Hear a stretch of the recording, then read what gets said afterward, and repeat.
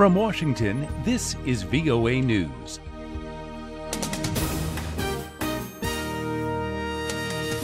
I'm Jim Bertel reporting. The ashes of Chinese activists and Nobel Peace Prize winner Liu Xiaobo were scattered at sea Saturday after he was cremated in a private ceremony. Liu, China's best-known human rights prisoner, died Thursday at age 61 following a high-profile battle with liver cancer. He spent his last 8 years as a prisoner of conscience and died at a hospital in Shenyang, where he had been moved from his prison cell in the final stage of his illness. Turkish President Recep Tayyip Erdoğan has delivered an emotional address to tens of thousands of people in Istanbul on the anniversary of a failed coup a year ago. He backed the death penalty for coup plotters and said they should wear Guantanamo Bay-style uniforms. Earlier, Mr. Erdoğan unveiled a memorial for the 260 people who died fighting the coup. Since the coup, the Turkish president has dismissed at least 100,000 civil servants he has characterized as supporters of the aborted coup. The government has arrested another 50,000 people. Critics say the dismissals and arrests are part of an attempt to purge dissent. There's a new women's champion at Wimbledon. Game, 7 match, Miss Muguruza. 2 sets to love, 7-5, 6 love.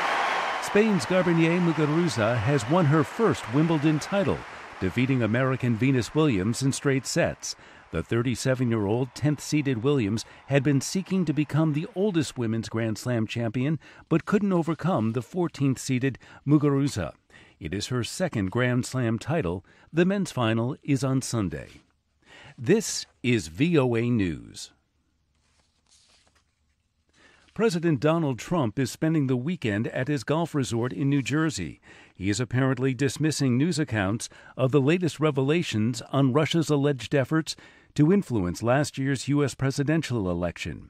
He tweeted Saturday that stock valuations continue to climb despite media coverage of new developments surrounding the Russia controversy. The tweet followed reports Friday that there were other participants in a controversial Trump Tower meeting that took place in June of last year. 2 Russian Americans were identified by news outlets as having accompanied a Russian lawyer to the meeting, which Donald Trump Jr. originally said was just to talk about a Russian ban on Americans adopting Russian children. This week, Trump Jr. revealed that he attended the meeting because he had been promised some incriminating information about Trump's opponent, Hillary Clinton. The U.S. Justice Department wants the Supreme Court to block a federal judge's ruling that exempted grandparents of people living in the United States from President Donald Trump's travel ban. On Thursday, U.S. District Court Judge Derrick Watson in Hawaii called for the use of common sense as he expanded the list of eligible family relationships, allowing people from 6 mostly Muslim countries to obtain visas to join family members in the U.S. Watson ordered the government not to enforce the ban on grandparents, grandchildren, brothers-in-law, sisters-in-law, aunts, uncles, nieces, nephews, and cousins of people in the U.S. Watson also ruled that refugees who had assurances of a placement by a resettlement agency in the U.S. should also be exempt. Pakistan says it finds it necessary to build a fence along its long, porous border with Afghanistan, in part because of a lack of cooperation from authorities in Kabul. The border region has long been a source of instability, with militant groups, terrorists, and smugglers using the remote mountainous terrain as cover.